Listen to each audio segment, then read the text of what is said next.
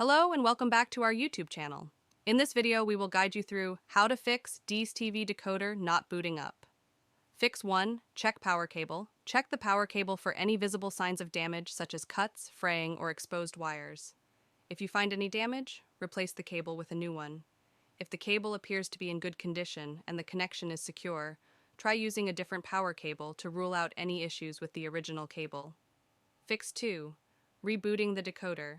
Unplug the decoder from the power outlet. Allow the decoder to rest for a few minutes to ensure that all power is drained from the device. Plug the decoder back into the power outlet. Release the P+ button when you see the message code on your screen. Press P, P+, P+, P, P, P+, P+, P in sequence to boot up the decoder properly. Fix 3. Contact DStv support.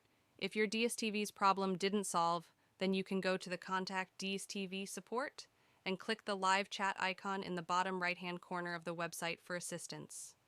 You contact this number 060-060-3788. Thanks for watching. Subscribe for more videos.